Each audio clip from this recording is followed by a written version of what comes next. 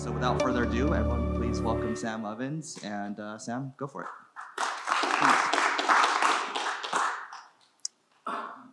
All right, so today I'm going to be talking about something called asymmetric leverage, which is basically a fancy name for like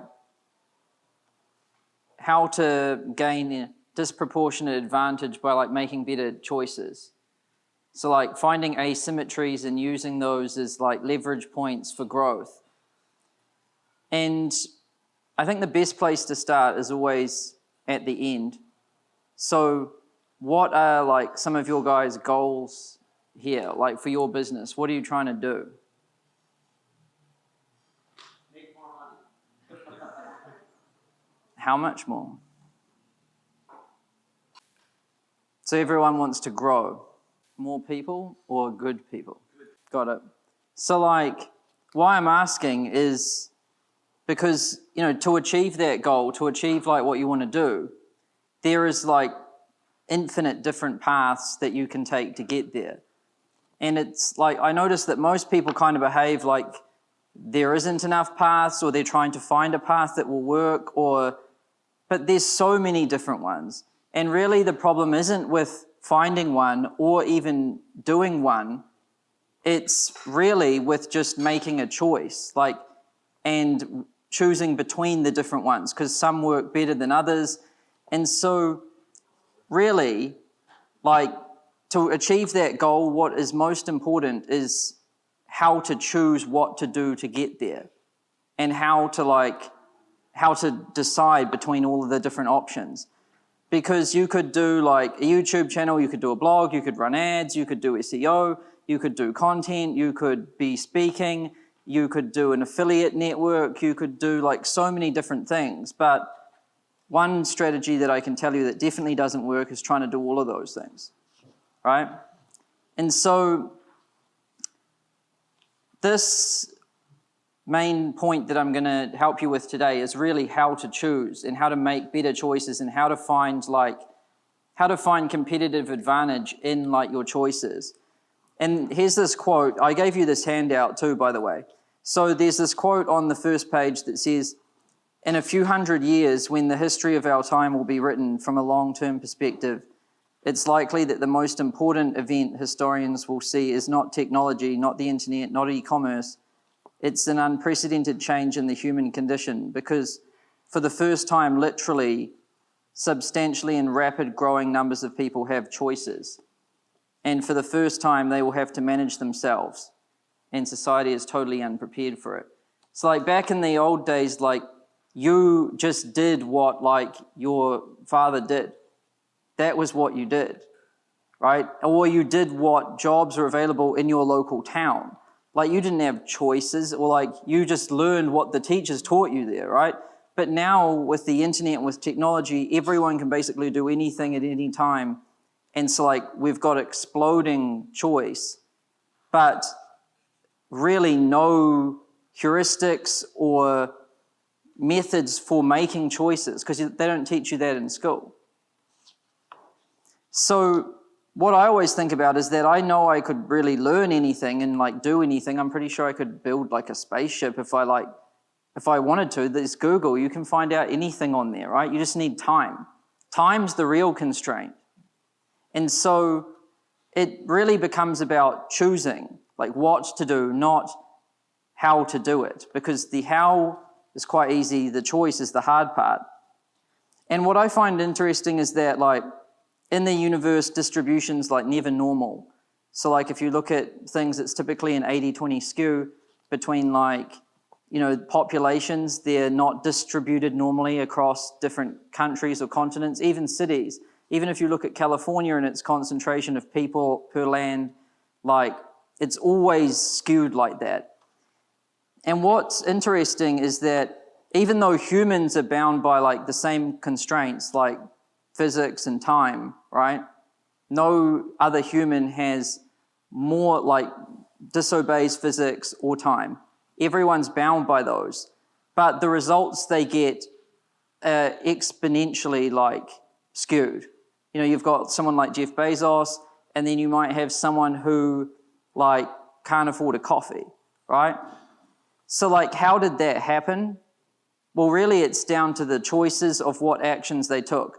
And the biggest thing I've realized is that all actions are not equal. Some have a huge impact, right? Like you put 1 unit of effort into it, and out of it, you get a huge output.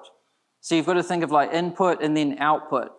Some things require huge inputs for no output. Some things require tiny inputs for huge outputs. And really, it's about making good choices, is about spotting asymmetries there and doing more of those ones and less of the other ones. So I'm not going to make this like too theoretical or anything.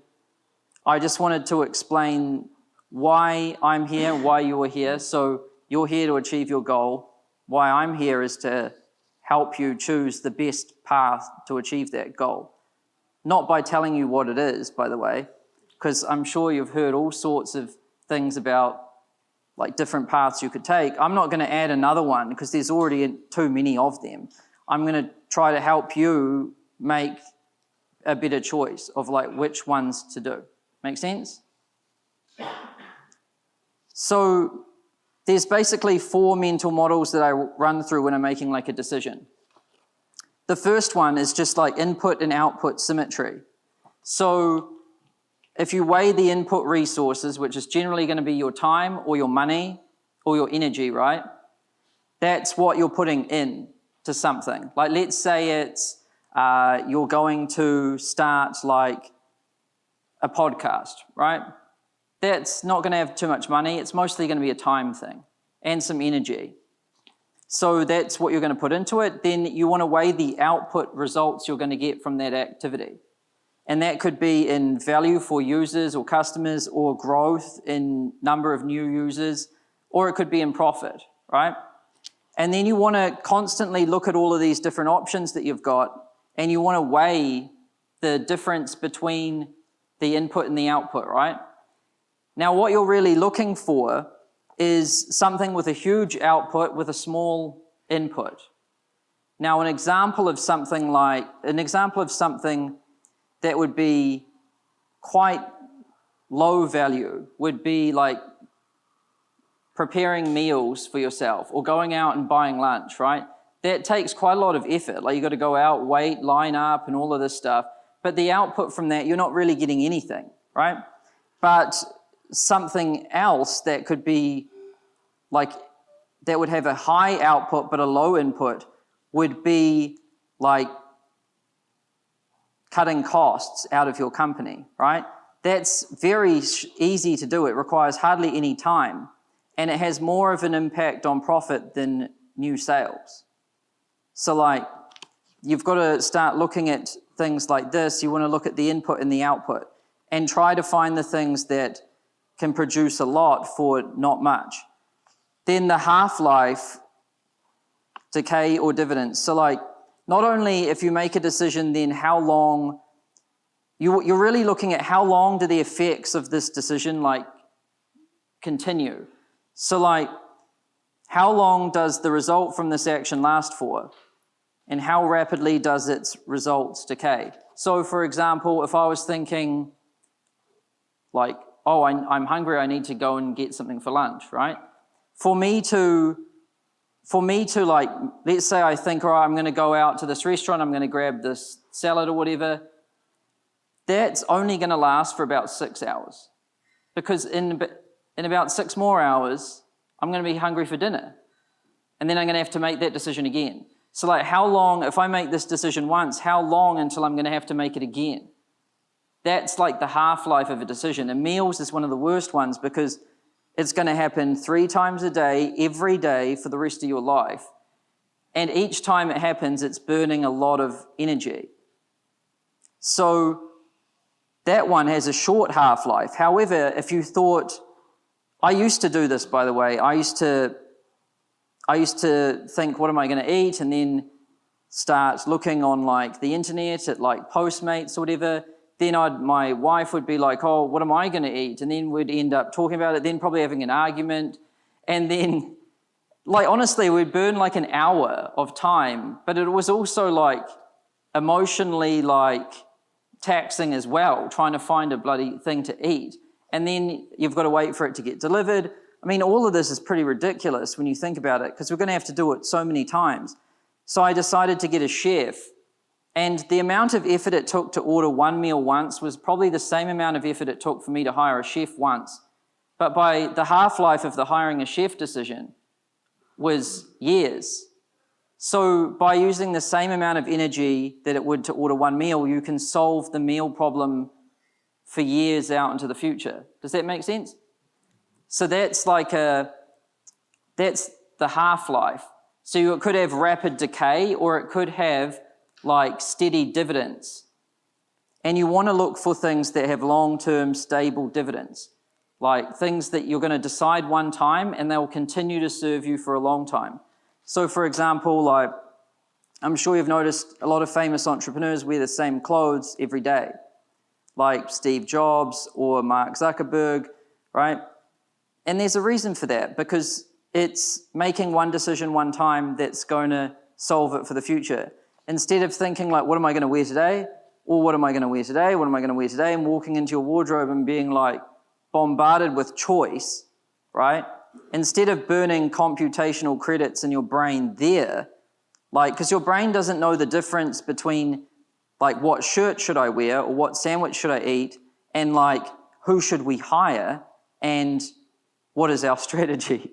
So like the more you burn your decisions on like trivial, meaningless stuff, the less you've got for the high impact stuff. So you really want to like try to automate as much as you can of like those low value decisions and save most of your bandwidth for like high impact decisions. So like I just decided to wear the same clothes every day. I got like 5 of the same shirt, 5 of the same shorts. It saves a lot of thinking. And then that half-life from that decision is years. So if your meals are prepared for you and you wear the same clothes, you've actually freed up a lot of extra brain capacity that the average person doesn't have. And then the third one would be like second-order consequences. So every action has a consequence, and each consequence has another consequence. So like this is a chain reaction kind of thing, right? And most people only think about the first-order effects. So like, I'll give you an example with like buying a flat screen TV. Someone might think that, oh, I'm going to buy this flat screen TV and it'll be good because I want one, right? And it's going to cost me some money, but that's all right. But they don't think about the second order or the third order or the fifth order. Second order consequences of buying a TV are that you're going to watch it. That's the real cost, not the financial cost of buying the damn thing. The real cost is when you have to sit in front of it and watch it. I tell people this too about boats and cars and things. Like, the real cost isn't buying it. The real cost is that you're going to have to use it to feel like it was worth it. And by doing so, you're making it not. So like, that's not thinking of like the downstream effects. Or hiring the wrong person is probably one of the most terrible things you could do in terms of like second order consequences, because they're going to affect other people in the company, right? And then those collective group of people are going to affect your products, your systems, your culture, and your customer relationships. So like if you think about it downstream, hiring the wrong person can ruin everything. It can take down the whole machine. But some things have like good second order consequences, like hiring the right person. So if you hire the right person, then when they join, they can bring people up, and that improves everything. And then that improves your products, it improves your culture, and it improves all of these things downstream. So do these make sense so far, these 3 things? Yeah. So these are just, I've only got 4 of them. So because I'm trying to keep it simple, because you don't have time to refer to like a textbook or something if you're going to make a choice, right?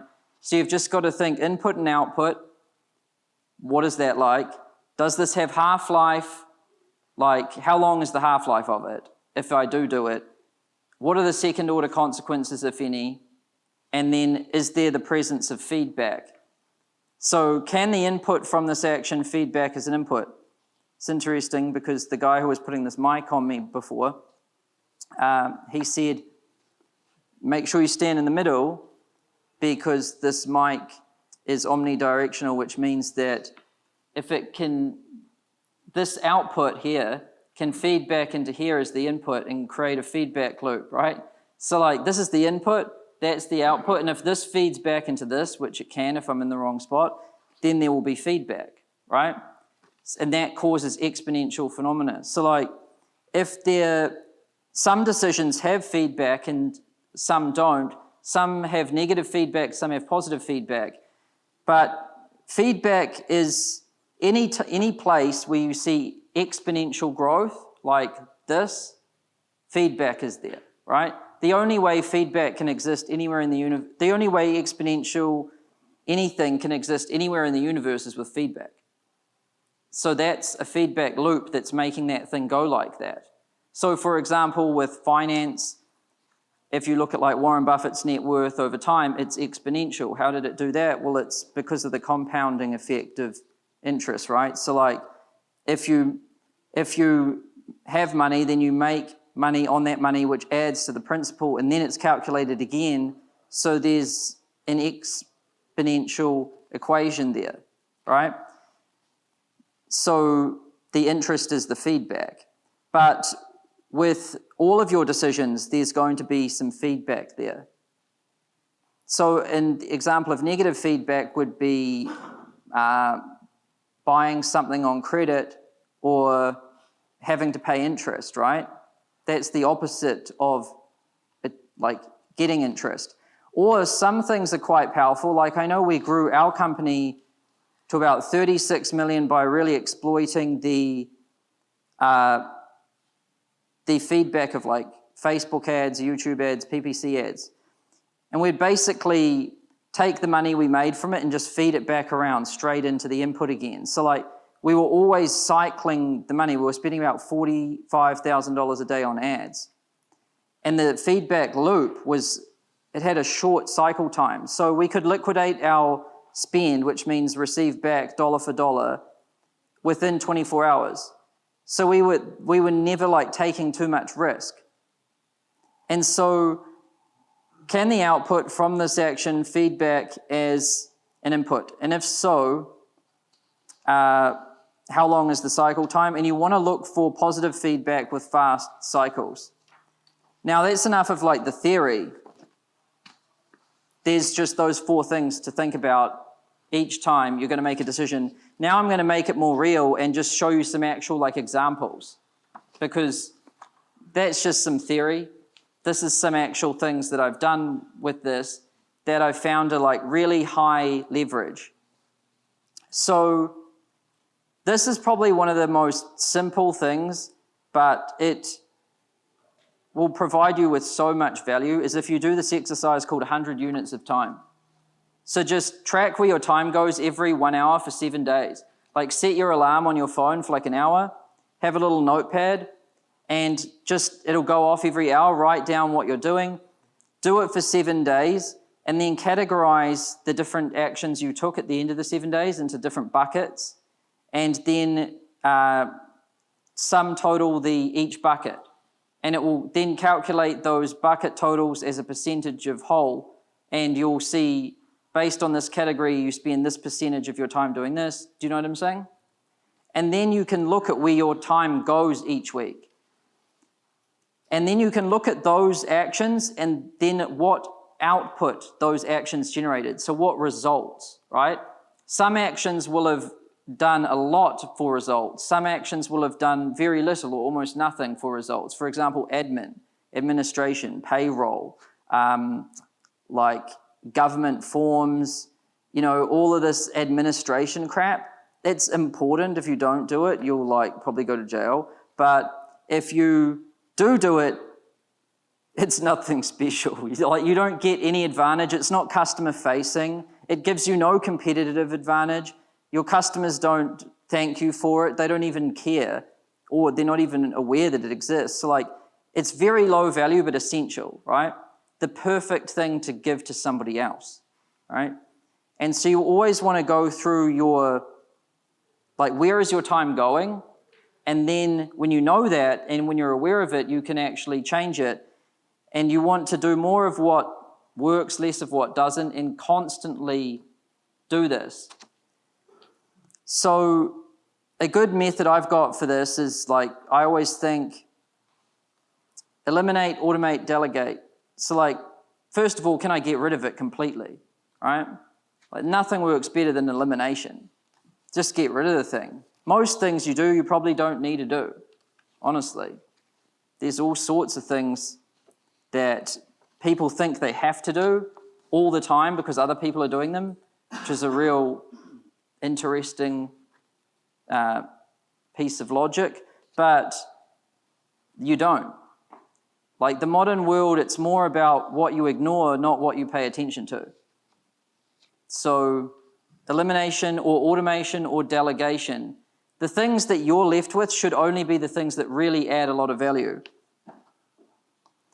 Now, I'm going to share some things that I've found to be really helpful, both in business and personal. But first of all, the best things I've found for getting more leverage are honestly in personal life, because people don't really have business problems, they have personal problems that reflect in their business, right?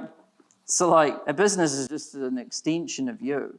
So, like, the root of it is in you, like, it's just manifesting out in the business, you know what I mean?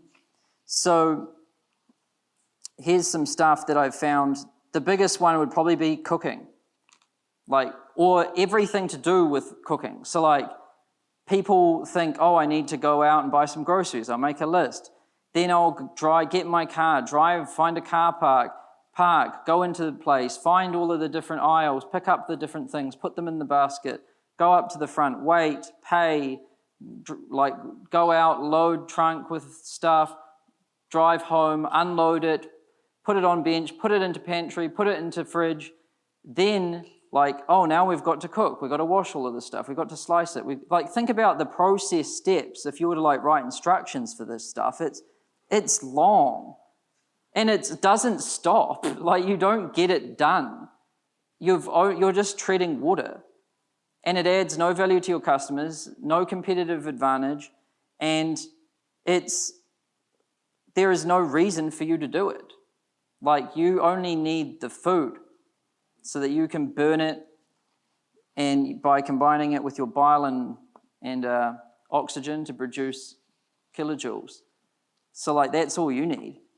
So hiring a chef or getting meals delivered is probably the highest value thing an entrepreneur can do. If an entrepreneur is doing all of that food prep stuff, that's a waste of time, honestly. If you're making more than like $100,000 a year, I wouldn't get a chef, I'd just get meals delivered. So, like, I use this company now called thistle.co. I put it here, thistle.co. It delivers you healthy meals every week. I used to have a chef in New York, but over here, when I first moved to LA, I didn't have that chef anymore, obviously, and I didn't know a good one, but then my wife was like, oh, why don't we try this meal delivery? And we tried it, and I actually think it was better than having the chef, because you don't have someone in your house making sounds. Like, they just put it in there. No, that's totally true. Like mine, I'll make a phone call, and she just turns on the blender, and it pisses me off her cutting board. It goes so loud sometimes, I'm like, just chill, you know? It's like, Yeah, or they might answer the phone. yes, and they start talking. Yeah. I speak Portuguese, I love Brazilians, but like she's speaking Portuguese really loud. Second order consequences.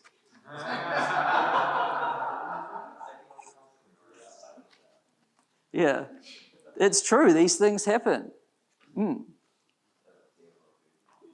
Another one that's real big, and this has probably been the best decision I ever made in my entire life, was stop drinking alcohol.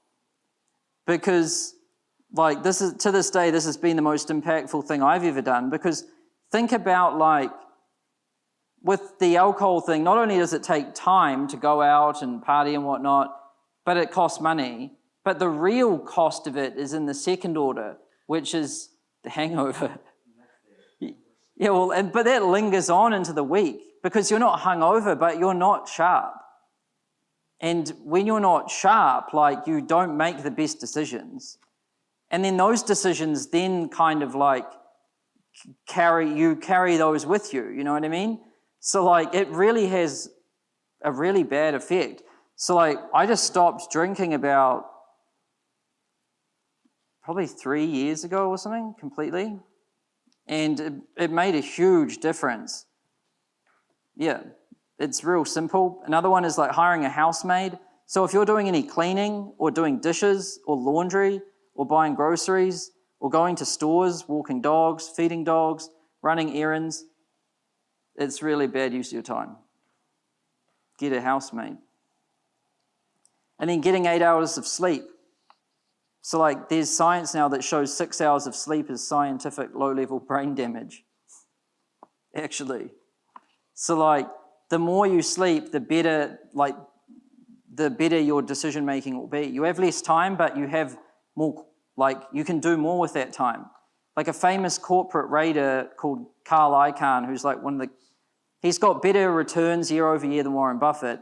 One of his famous moves was when he's doing a hostile takeover was to schedule the meeting for the acquisition like really late at night on a weekday, like 9, 10 p.m., because he knew these people would have to go to work all day, and then they'd have to wait around then. And he would on purpose like sleep until about 12, 1, 2 p.m. Then he would arrive late at like 12. Then he would talk about like trivial nonsense stuff for like 3, 4 hours and then get to what he wanted to get to. Because once someone's tired and you're not, like, you're going to dominate. And that's also why when you join the military, they sleep deprive you. Same with a cult. The first thing they do is take away your identity by shaving your head and giving you a uniform and then depriving you of sleep so that you lose ability to sense what is real. Where did you read that about Warren Buffett? It was Carl Icahn. Oh, Carl, this was the one that... Yeah, there's a book on him called King Icahn, and it tells all of these stories of his strategies. Yeah.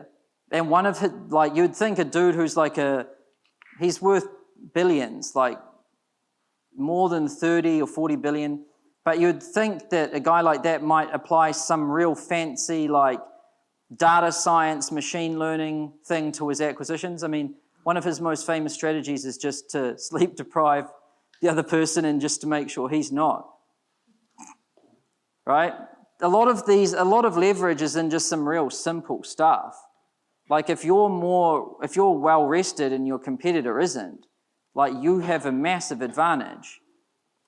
You have a kid yet? I know you're married. You have a kid yet? I don't have a kid yet. Just wait and see what that does to your sleep. Right? Yeah, I've heard. I wake up every hour. Kid do not. Mm. It doesn't matter if you hire someone. They still cry and you wake up the whole time. I slept with my. Because you're tracking the... I made him go downstairs and I was upstairs because I refused to. I cannot miss out on my sleep. But it is hard. But. Yeah, I can't really speak about that because I don't have any experience, but I do know that it's harder. That you can't argue with that. Of course it's going to be harder. But I also think it does a lot of like motivating things to you too. Then another one is just your diet. So like we need energy, which is our like actual output as a human, and that comes from inputs, right? Like from our previous mental models, outputs and inputs. If we're looking at ourselves as a system, like what is the output? It's like energy, doing things, thinking about things, taking actions, like we're burning kilojoules. And so how do we get those? Well, it comes from inputs. And so then we ask the question, well, are all inputs equal? No, I mean, you could have like a cheese pizza or you could have like, I don't know, like a salad or like something with a lot of plants in it or beans in it. Like the energy you're going to get from those two sources is very different. And so if you want to be more productive, then eating is one of the best ways to do it. And this was very hard for me to learn because it's very hard to stop eating like really flavoursome food when you're like used to it. You know what I mean? I used to eat basically just meat, fats and salts and sugars. That's basically what my diet consisted of. And I did used to wonder why I felt like shit all the time. And also from alcohol. And then that generally was also not sleeping too well. I had all of this kind of going on. But then if you like really clean up your eating, like, and by that I mean if you avoid meat, sugar, dairy, and anything that's processed, it's quite crazy how much more energy you'll have and how much clearer your thinking will be. And this can be solved with the chef/delivery thing, right? So the thistle meals I get already come real healthy, so I don't need to spend any time preparing them, thinking about them. I just eat it, and it's high, and it's really healthy too. So I'm solving multiple things with one decision there. Exercise is another one that's really good. I mean, I never worked out consistently until I built a gym at my office, installed showers there too, and then hired a trainer who doubled as a sales rep. So I knew that I found a like person who was good at sales, but also used to be an athlete and was into fitness. So I was like, well, can you train me too in the mornings? But I don't need a full-time trainer. And then I put the gym at the office. So like, I don't have to drive to a gym. I have to, like, someone else is there.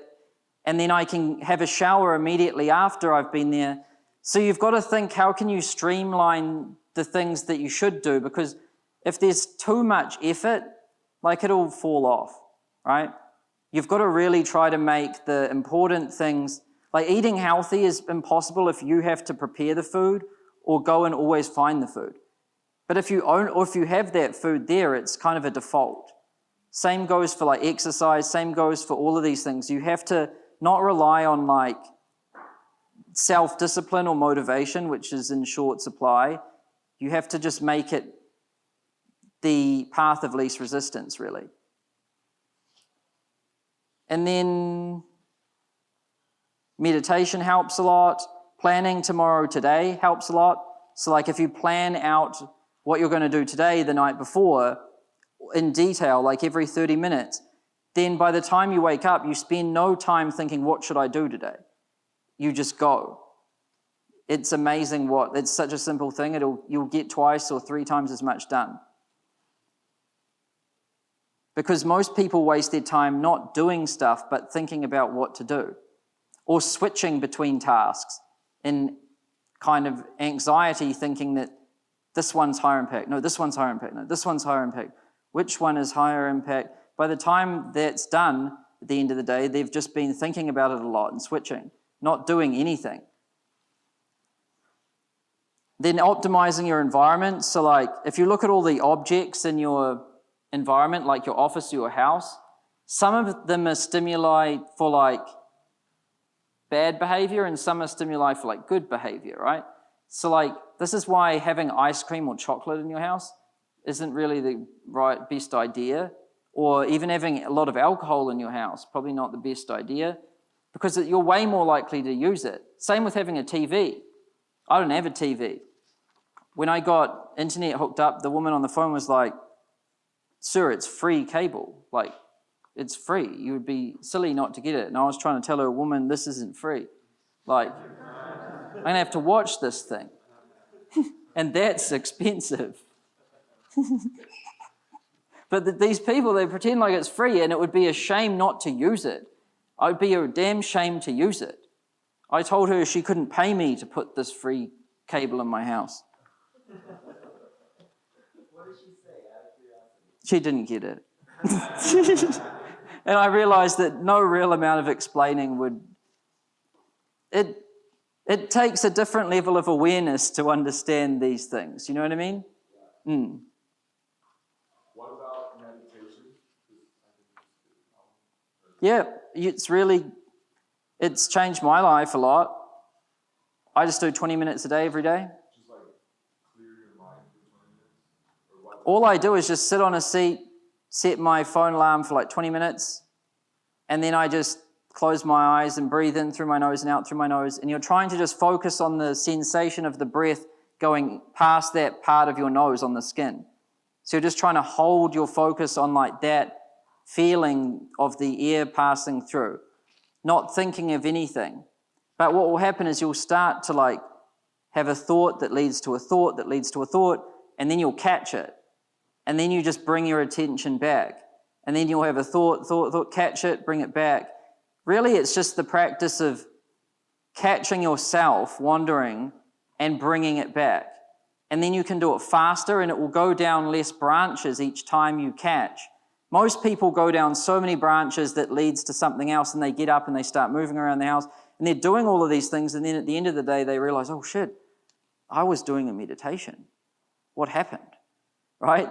That's someone who can't actually catch themselves. Like they can't catch their synaptic firing pattern. Like they'll just see something and their arm will move. They're not even able to grab it in the middle of that sequence. You know what I mean? So meditation really makes you more aware of your own thoughts. It's almost like you can abstract yourself from behind like your mind and you can observe it. Yeah. It's really, really quite helpful because you'll notice yourself in the middle of the day getting distracted, and you'll have this sense like, if I keep going down this path, it's game over for today. And you can stop yourself there, whereas other people would just get pulled into this like rabbit hole. So in other words, meditation helps you focus because you're practicing focusing on just breathing, and then when you have thoughts about other random stuff, you get yourself back to breathing. So during your workday, you don't have the issue of daydreaming about random shit and just focusing on the task and getting that done. Yeah, well, you still do it. Like, it's very hard to meditate for like even 20 minutes and not have a thought, right? So like, the real skill is it's in catching it fast and bringing it back. So like, let's say you start daydreaming, it'll only go like 5-10 seconds and then you catch it and bring it back. Because I have a problem. I try meditation, but I don't think about anything. They say do it for 10 minutes. I couldn't do it. I don't know. That's like impossible. Like, the more crazy your thinking is when you start meditation, the more you've got to benefit from it. The people who can't do it, who sit down and they literally can't and start twitching, those people are going to get the most value out of meditation. Yeah, and even after doing it for years, I still can't do like 10 minutes without a thought. Like that's crazy. Yeah, I mean, you just catch it. You don't brew on it or like start branching it down. You just truncate it. And I wonder, we talked about eating clean. Have you ever tried intermittent fasting? I found that it also creates more energy. I think I kind of do this naturally. On like some days I won't have any breakfast. And so it's been like since my time in between dinner the night before and lunch that day is quite a long time, I realized. So I think that's actually good sometimes because it kind of resets your metabolism a bit. I don't know about fasting for 3 days. No, not that way. So intermittent fasting, a lot of people do like they'll eat from 12 to 8 or 10 to 6, and I do 12 to 6. So I'll eat for 6 hours. You know, don't waste too much time eating throughout the day, snacking or any of that. And most people who do it, and that's how I found out about it, they have more energy, more focus, and this worked really well. I've been doing it almost for a year straight. I break it every once in a while. Like yesterday, I was starving because I didn't just eat enough. But in general, I follow it every single day. Do you eat sugar? No, I do not. So no ice cream. Like yesterday, I ate dessert, except that was very rare. So like I may eat dessert once every like 3 months or something like that. And I was just so hungry yesterday, I just couldn't get away. But no pizzas, no fried food, no dairy, super clean. If I eat vegetables, I prefer not cooked. I like them raw. And the cleaner I go, the more focus, more energy, better off I am. Same with gluten and bread, less of that I have, more energy I feel. Yeah. I think it's actually better for your body, but also it's like you get a lot of power from constraint. So like restraint. So like when you choose not to like Steve Jobs was famous for like having a house but no furniture in it. Because like a tendency we have is to want to fill up spaces, right? So like if you get a big wardrobe, you're going to fill up your clothes to fill the wardrobe. Or if you get an office, you're going to fill it up with people. Like we have a tendency to fill space. And so that's really like that restraint to not fill the space is the more you can like control that, the more strength you have. And the same goes with meditation too. It's like the restraint. And when it's diet, I think it's one of the most powerful things ever because you always see these tempting things like sugar, cookies, different things. But when you see it and you choose not to have it, you get a lot of power from that, like energy and self-control, because then you can take that into everything else you do and make like better decisions. Yeah, I agree with that. Best self-control I ever learned was pregnant life had a lot of junk food in the house, and I taught myself to say no. But you see it all the time, and what you learn is then, like in business and stuff, when you always see these tempting things, you actually learn how to say no and focus. But that was the hardest thing is every minute of the day having all these amazing, delicious foods in front of you, just learning how to say no to it. That's what the internet is for your brain. You know, like it's like a full-blown, like all you can eat. Do you agree that it builds up the strength, or is it like wearing down on your willpower, where basically, like you were saying, like don't have the junk in the house, you won't be tempted? Is the willpower like building in that situation? Is it building up the strength, or is it like wearing on you because you're having to use your willpower to say no to that, and then eventually you're gonna? Does that make sense? Yeah, I mean, I think it's better to remove it completely because if you have that option, why wouldn't you? Yeah, but if you can't, and sometimes you can't, then I mean, you've still got to use self-control and willpower. But if the option is there to remove it, remove it.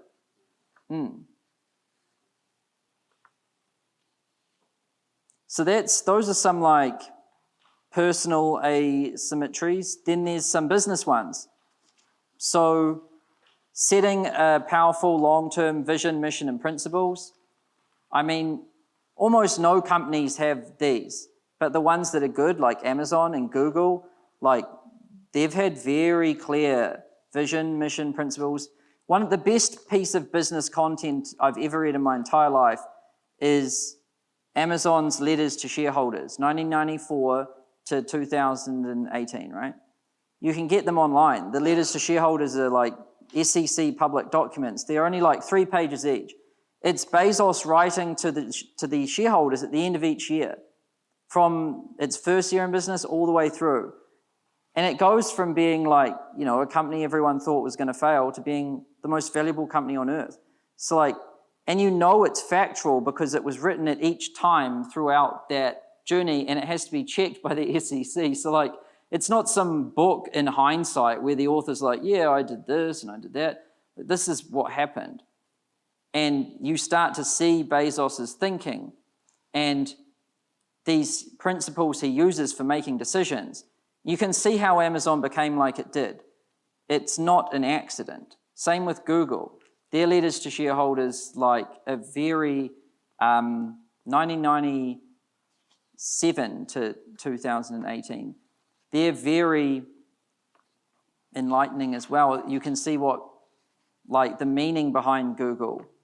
And for example, it was started because Sergey was, when he was growing up, he was in Soviet Russia behind the Iron Curtain, and his dad was like an engineer, distributed systems engineer, and he thought that Western engineers were like evil. But then he went to a Western like engineering convention in Poland, and then met American engineers and realized that they were actually nice people. And that totally changed their family's life, and they left Soviet Russia to go to America. And that's when he realized that access to the right piece of information at the right time changes your life. That was the birth of the idea for Google, right? So like, you learn about, so then organizing all of the world's information and making it universally accessible and useful. It's the mission statement. It's tied back to something very deep and significant. That is like the germ of Google that is now what we see today. So like setting a powerful long-term vision, mission, and principles. If you study any of the greatest companies ever, they have this. And if you look at the companies that kind of, like a Dropbox is a great company, same with a Slack, they're more successful than me.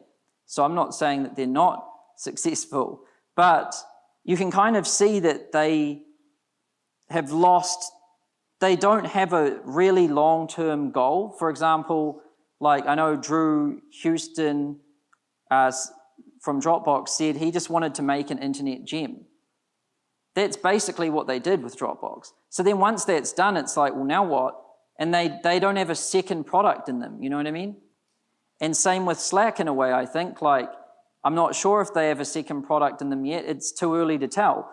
But what differentiates companies like that are really good between companies like Google and Amazon that have a lot of hits in them? Like, it's the vision, mission, the principles of the company. So that's a high value thing for you to spend a little bit of time on. And then painstakingly hire the best talent there is. It's the number one thing you should think about as a CEO. Do we have the best talent? And nobody wins long term without the talent. What would you say consulting.com's long-term vision and mission is? Well, it's to collectively educate every human on earth. Not just on consulting, on anything. Well, it doesn't really say that. But yeah, it is. We mean everything, because in order to educate Earth, you need more than business training. Otherwise, that would be a tyranny. Yeah.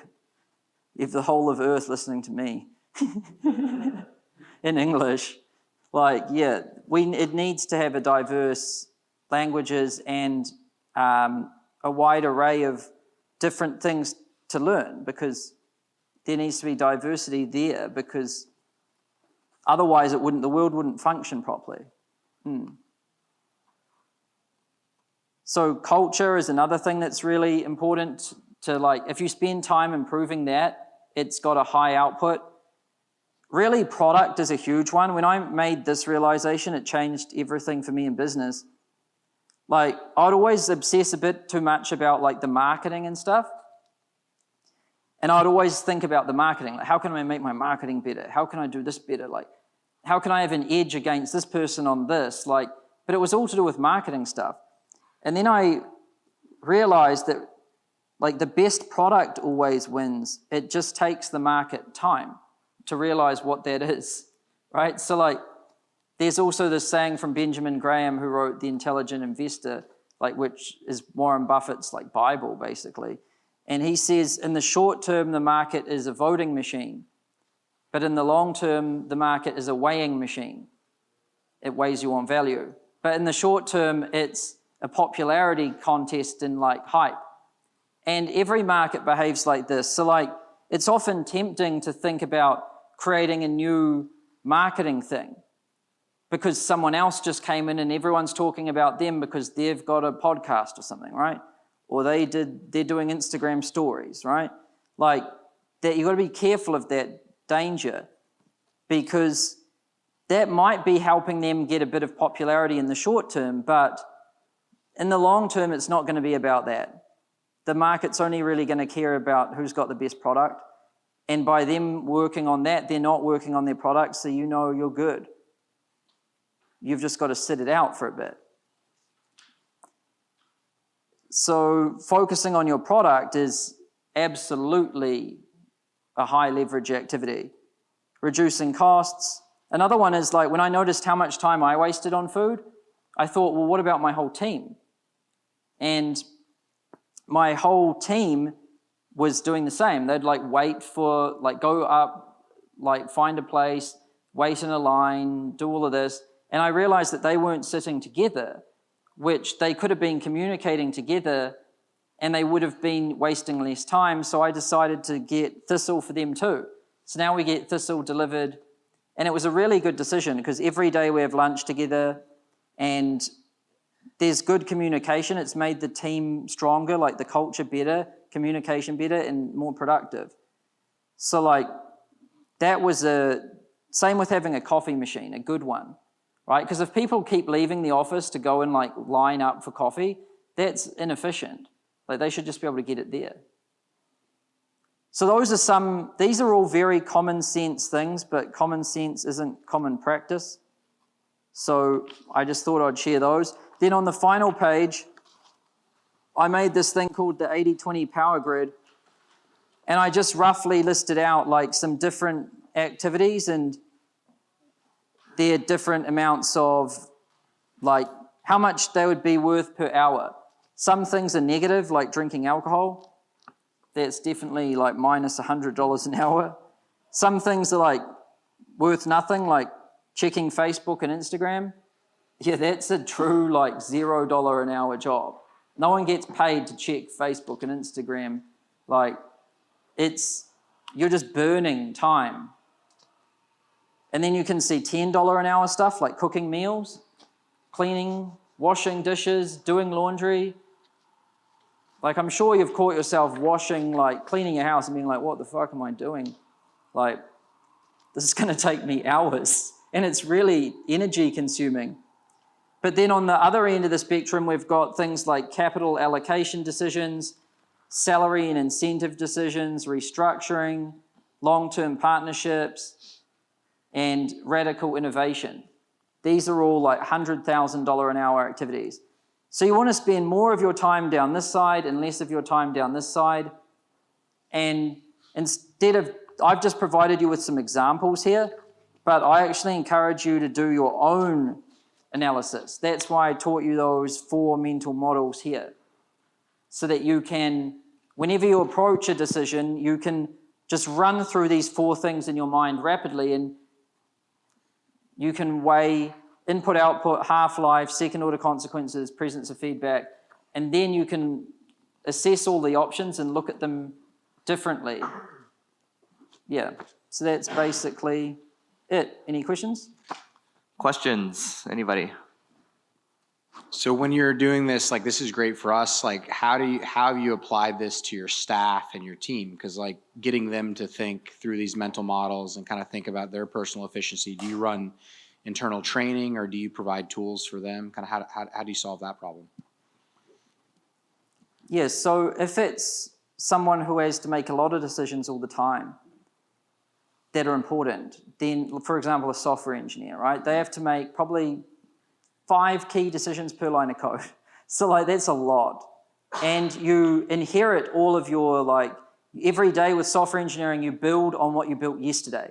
So like you never escape it, right? Mm-hmm. So like in a position like that where there's a lot of decisions and all of them are important, you need to hire someone that's already there, right?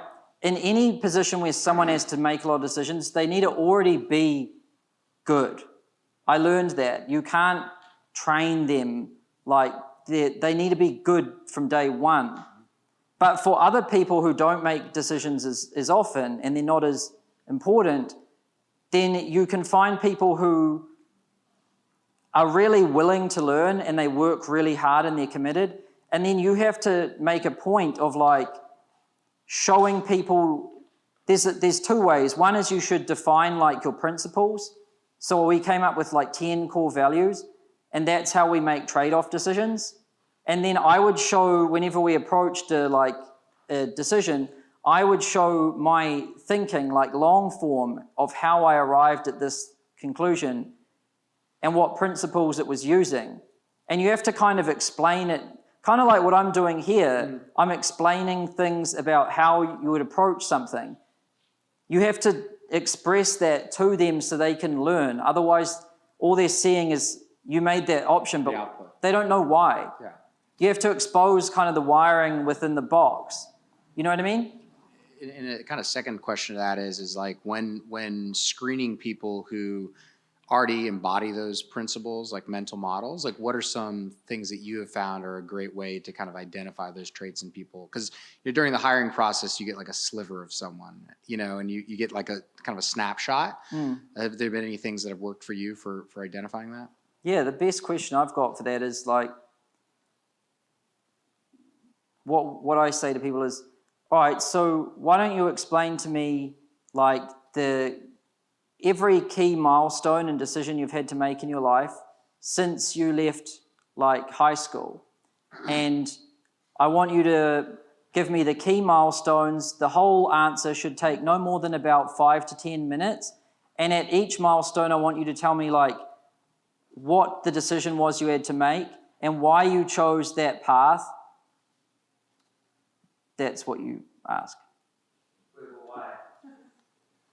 You just threw someone in one hell of a thing. And you've got to keep it real open-ended. And what they have to do then in their mind is they have to crunch so many variables, right? They have to think, my answer is like this, that's the constraint, it has to be this many minutes. How many years am I covering? How many milestones per year? Like how much time? And then so that shows how well they're able to optimize. Like that's Prioritize too. how good they are at thinking, their prioritization, and you get to watch them work. Like I like to just watch the person once I do that to them. I'm more interested in how they approach it than what answer they give me. Do you know what I mean? Mm-hmm. And so then they start working on it and you can watch them kind of like go. But the other thing that it reveals to you is whether there was any actual logic in their life decisions. They just got lucky. Because when most people never even reflect to think about how that happened. And this is the first time. And then some people like lose their train of thought and they jump all over the place. And then they're like, what was the question again? But some people, they explain like some key milestones, but there's no rationale about why they chose these different things. Like they just kind of wandered and ended up here.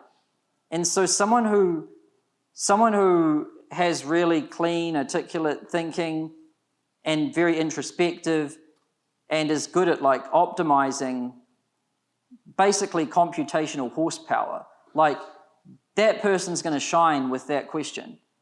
They will nail it and you'll be impressed.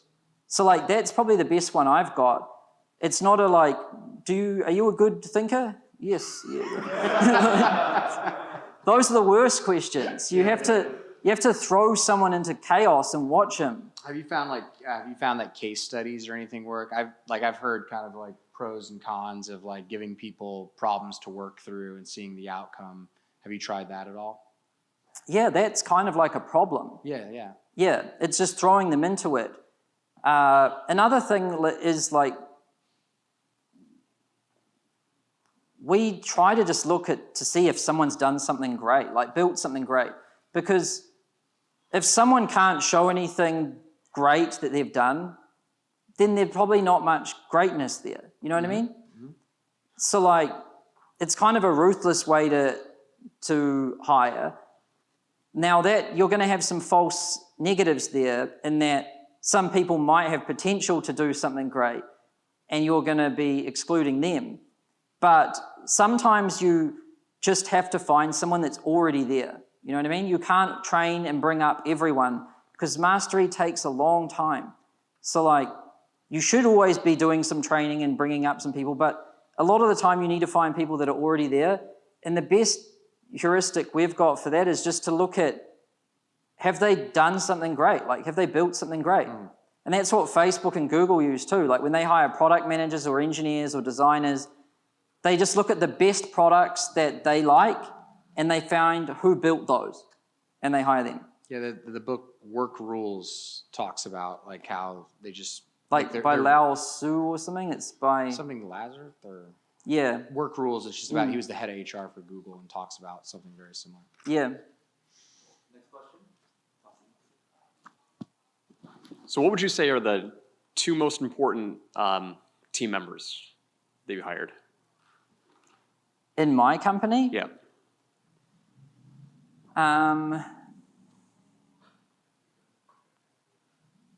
or like our CTO, like the lead software engineer, because that's just an area that you can, like if you touch software and you don't know what you're doing, you can really get yourself into trouble.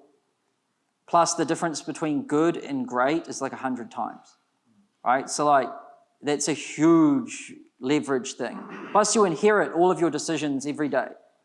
So like that one of the worst things I can imagine is a bad software engineer just screwing around with things, right? The other one would be like a general manager. Mm-hmm.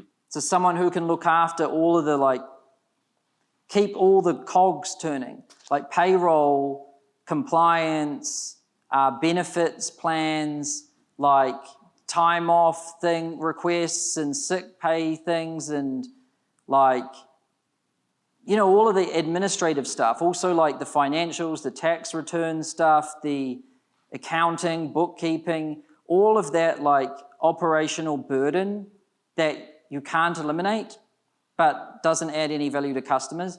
You need to have someone like, I think every great entrepreneur should have someone that they can just trust with all of that so that it frees up your mind to think about the product and the strategy and like the hiring and things.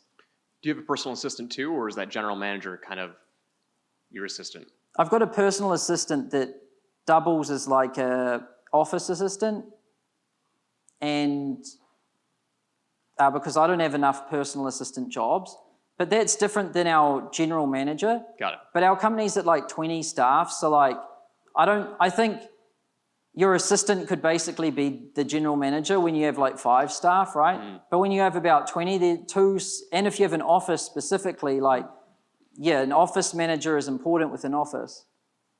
But yeah, general manager for operations, and if you're touching technology, someone genius level for like that. Got it. Thanks. I always imagined if like my intentions are to have a public company, and I always imagined the CEO being like a triumvirate, so like 3 people as one. Mm-hmm. Google did this too. So like it would be me, our CTO, and a like person we would bring in that would look after be the face of the company for like the press. They would be experienced with boards and like shareholders and the legal compliance and investors and all of this. So they can look after that. I would look at product and strategy, and then the CTO would look at the technology, right? Because that way we've divided our interests and we trust each other with our different parts. That is what I intend to do for like management of our CEO position. But even now, that's kind of the same pattern I see for like importance of roles within the organization. Yeah. Was it difficult to find the right general manager? Like, did you go through multiple iterations, or did you find kind of the rock star right away? It ended up just being someone who had been in the company for a long time. You brought him up, or? Yeah, because we tried interviewing external people and they were just clueless. Like because our company is a kind of interesting one. Yep. It's not like most general managers have seen it. So we ended up using someone internally who had been, because really your general manager just needs to care a lot and know a lot about everything. Mm. But the most important one is care a lot. Yeah. Yeah. Is your office still in New York, or did you move it here? It's in El Segundo. You moved all the people and everything? The people that wanted to move moved. The rest are virtual. Yeah, well, it was also a good way to kind of like, Weed out the normal. yeah, I was going to say cleanse the population. Side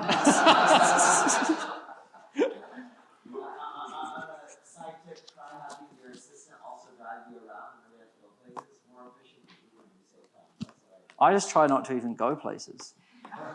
Honestly, like I try to, this is probably the first time I've left like my area of LA since I got here 1.5 years ago. Well, I got invited and I was like, oh, this is my once a year opportunity to leave my area.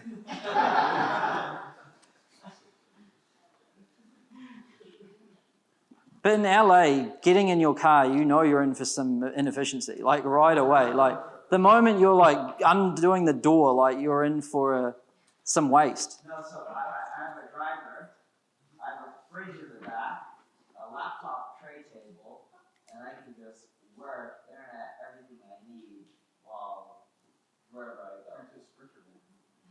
But why do you need to be moving around anyway? I go to the airport a lot, and I was tired of waiting for the Ubers. Technically, he's in Europe this week, so now I have to wait for the Ubers. Like the Uber smell. Yeah, and my big thing is, I know this sounds stupid, I spent money on a car because I didn't like smelling like smoke every time I got into an Uber. That was the only reason I spent money on the car. The other stuff, I'm just trying to sound smart, that just was a side thing.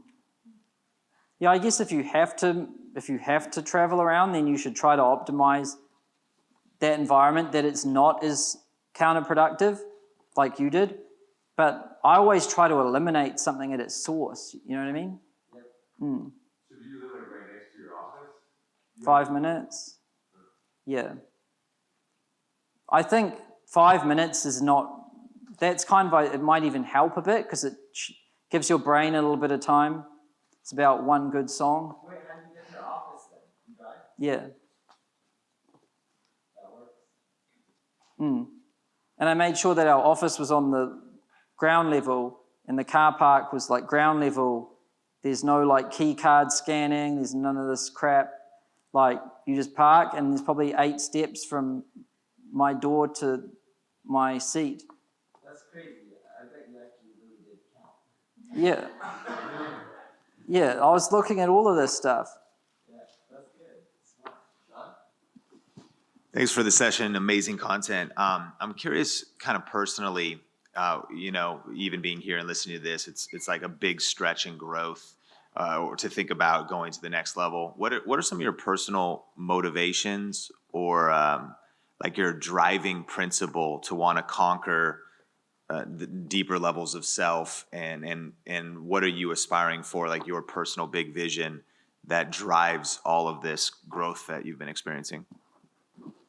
Sure. So you mean like why am I doing this, or like how do I do this, or? Yeah, and I mean, it's a fascinating question for a lot of people in the room. Where when you're already successful, like, is it another financial target? Is it kind of a global impact thing? And when you at some point have maybe you're creating all this freedom and all this space for what? You can do whatever you want, and you can do whatever you want next. So your driving principle and how you stay motivated and keep ambition high. That's a good question.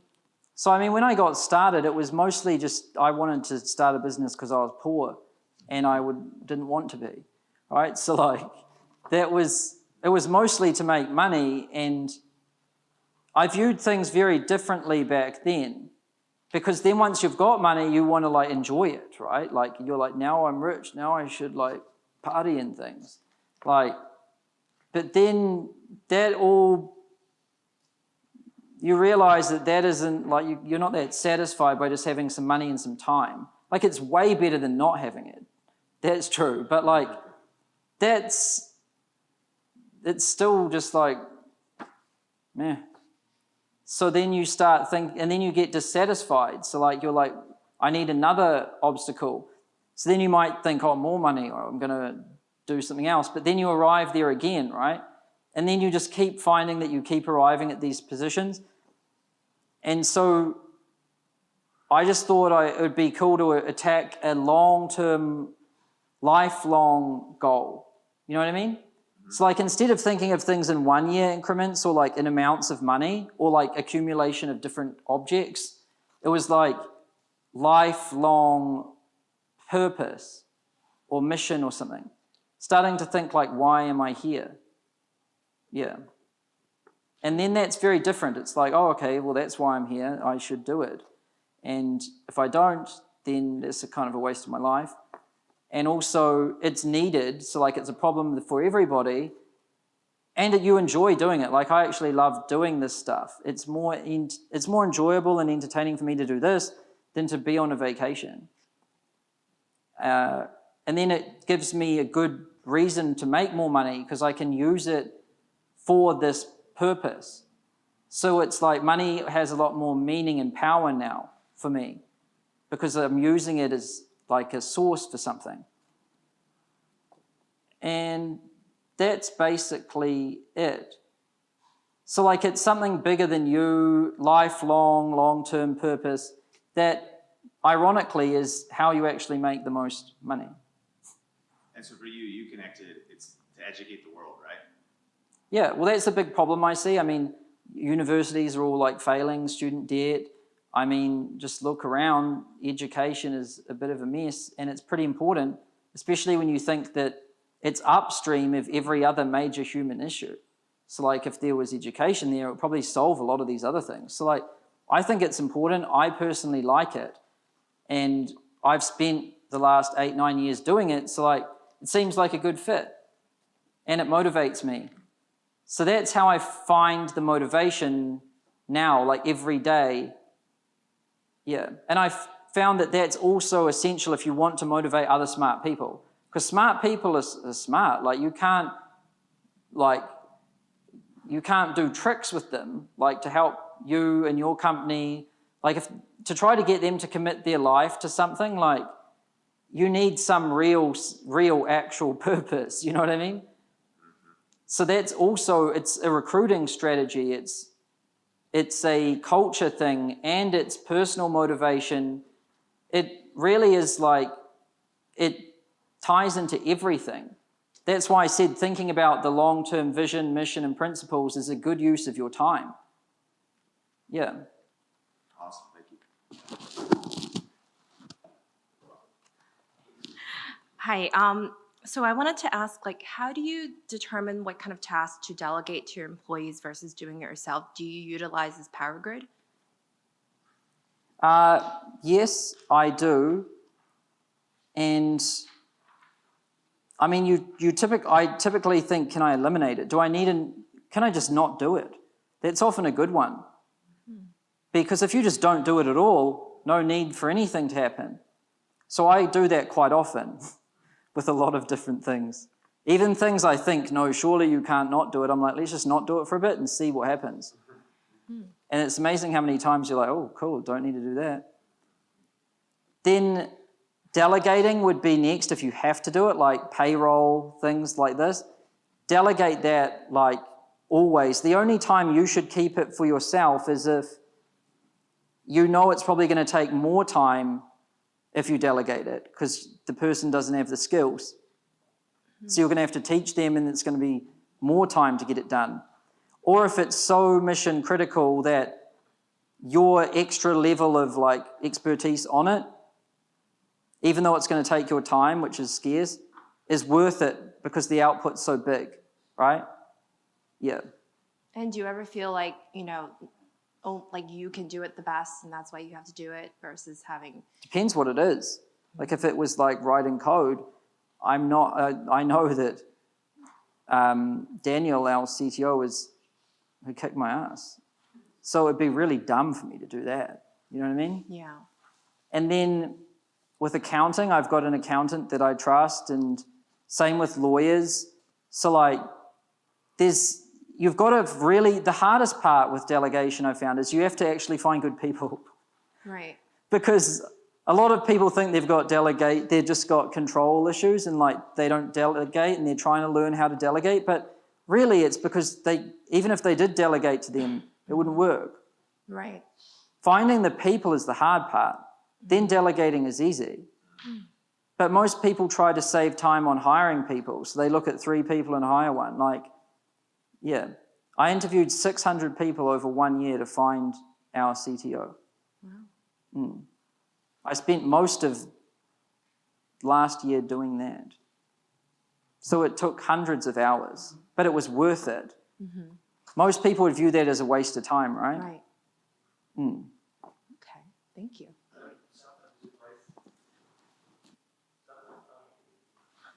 Seeing how like efficient and like deep you think about these things that matter, I'm curious to hear like, do you have any rules set up around like time spent on email or phone calls with both business and personal? Do you like have a process for batching those? Or because I mean that's a lot of stuff that as you grow and get bigger, the company, it's a lot of phone calls, a lot of emails. It seems to add Who, up. And, who calls you? yeah, a lot of different people, partners, negotiating deals, hiring, training those people over the phone because all of my people are remote. There you go. Yeah. Yeah. So like at a certain level, remote can get complicated. You know what I mean? Yeah. So I really like in person because it happens more like organically in a way. And I think you should have a core in person, even if you have like satellite people remote. Having some core in person there saves a lot of time and you don't have to schedule it. It just happens organically. You know what I mean? I know that's not for everyone. That's what I did so that I don't have to do calls and scheduled stuff and reports. It just, someone asked me a question, I just answer them. We got a whiteboard and we just talk. You know what I mean? Yeah. That solves almost everything. Plus you can sense each other's energy. So you generally notice things really early in person because the person's energy will change or they'll stop showing up well before the problems begin in the work. Right. But when it's remote, we've had someone who we found after 3 or 4 months hadn't even left their old job. They were in person at their office, like when we were doing Slack calls, they just went to the meeting room in that office and the amount of shit I've seen remote, it's absurd. Yeah. People just watch Netflix all day and plus if someone's in a bad mood, they're in a bad mood. But if you've got a good culture, someone can be in it. Like I can be in a bad mood and go into the office and they would lift me up. And I also know if I've done it right because I used to have an office in New York and when I'd go into the office, I'd feel depressed. So I'd leave and work from home. And I thought it was my problem. I just didn't want to work at an office. But I realized after a bit of time that it was the people. And that was part of why I decided to move to California and Hey, so Neil and I were thinking, you have something on the sheet here, the one line that says how you scaled from 1 to 18 million to 36 million. So I think a lot of people would like to know how you did it, especially the people that are in the info business here. I think we probably got the number wrong, but it's somewhere in there. Well, it was alcohol.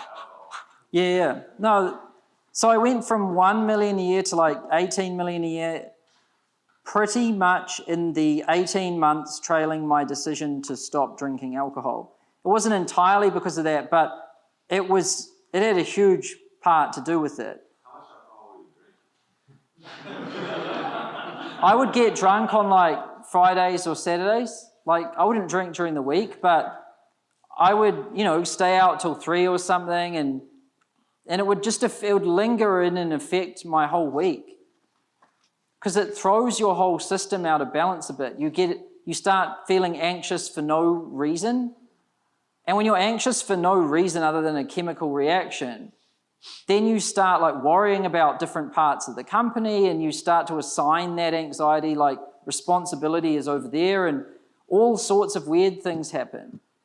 You need to be calm, biologically and psychologically and emotionally in order to do anything good. You have to have the space for some kind of great work to happen before any great work can happen. It never happens when you're in an unrest, you know what I mean? How did you scale besides alcohol? So it was mostly focusing on, I was looking at the things that had high output, low input, right? So I had one really great product, which was called Consulting Accelerator, and I put a lot of effort into that product. I probably spent a whole year just making the product. So I knew that the product had to be exceptional. And then I focused on one funnel, which was an automated webinar funnel, and I spent a month making that webinar. 12 hours a day, 6 days a week for 30 days into the slides. Yeah, so I often identify the things that are important and go all in on them. 1 year on the product, a month on the webinar, probably another month hooking up all of the landing pages and automation logic. And then I just focused on the one channel for advertising that we were best at and knew the most, Facebook ads, and went all in there. So like, you know, we were spending a lot of money a day on that. So really, my time was only going into great product, good funnel, good traffic source. So product, conversion mechanism, traffic source, and just an obsessive interest in those things and a total neglect for everything else. Like nothing else. Honestly, that was my life for years. I didn't do anything else. I'm not even joking. Like, that would be all I did. It's kind of like anyone seen that movie, the work ethic's huge, the focus, the obsessiveness. Like, I don't want to be doing anything else, so I'm never looking at the clock. You know what I mean? Those things are really important. And then you've got to engineer the noise out of the system. So like, you run it, and then you watch, and then you're like, all right, I'll tweak that. And you run it, and you watch, and you tweak that, and you run it, and you watch. And you have to just keep going. And like, I'm talking about, most people run a split test and choose A or B today. I optimize things over years. So like, I'll still be tweaking things like almost weekly for years. And that's when you really get you need a longer time horizon to get good competitive advantage.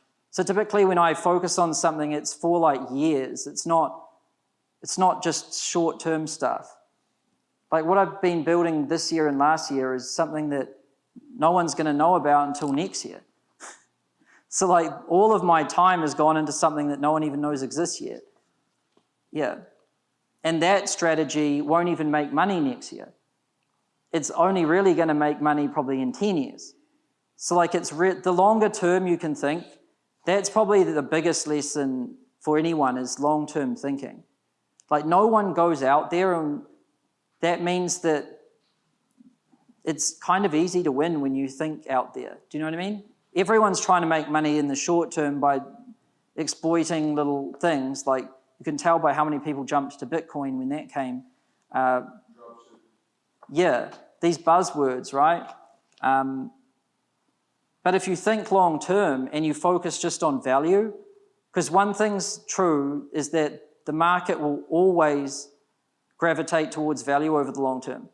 So if you think long term and focus on value, you'll win. It's just a bit of time. Great. One final question. Anybody? All right, let's give Sam a hand.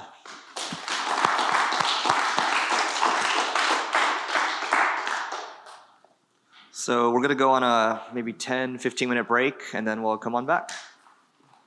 Thanks so much. That was amazing.